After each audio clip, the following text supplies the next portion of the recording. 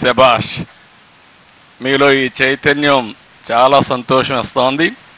నాకు ఇప్పుడు నమ్మకం ఉంది, మా మిత్రుడు పవన్ కళ్యాణ్ గారు అనుకున్నట్టు 50% పచ్చదనం తొందరలోనే వస్తుంది.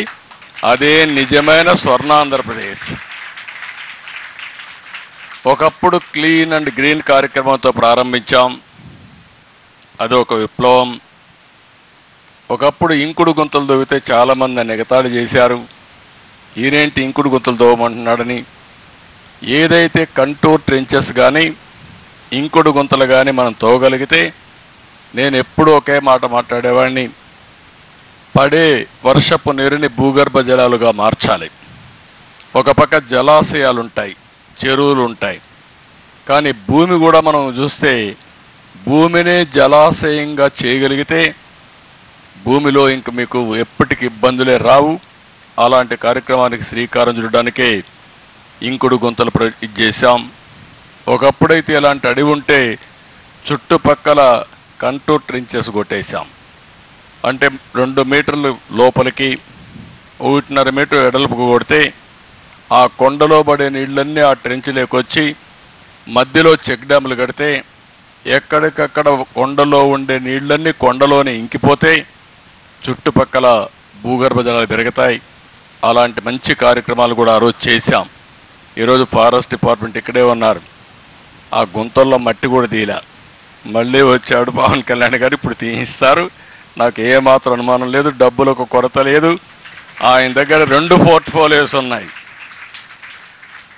ఒకటి ఫారెస్ట్ డిపార్ట్మెంట్ ఉంది, ఇంకో పక్క నరేగా ఉంది.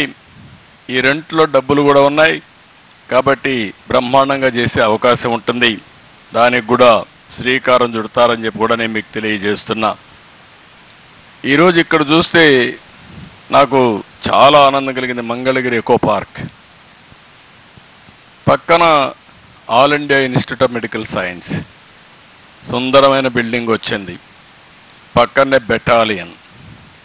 ఈరోజు అమరావతి రాజధాని. అమరావతి రాజధానిలో నడిబొడ్డున ఇలాంటి ఎకో పార్క్ ఉందంటే చాలా సంతోషం వస్తుంది. నేను ఇంట్లో నుంచి ఇక్కడికి వస్తే మరో ప్రపంచానికి వచ్చినట్టుంది. ఇక్కడే ఉండిపోవాలనిపిస్తా ఉంది, ఒక ఇల్లు కట్టుకొని. అంత మంచి ప్రదేశానికి వచ్చాం. సుందరంగా ఎటు చూసినా కళ్ళకు ప్లీజింగ్గా కనపడుస్తుంది, మనసు ఆహ్లాదకరంగా తయారవుతుంది.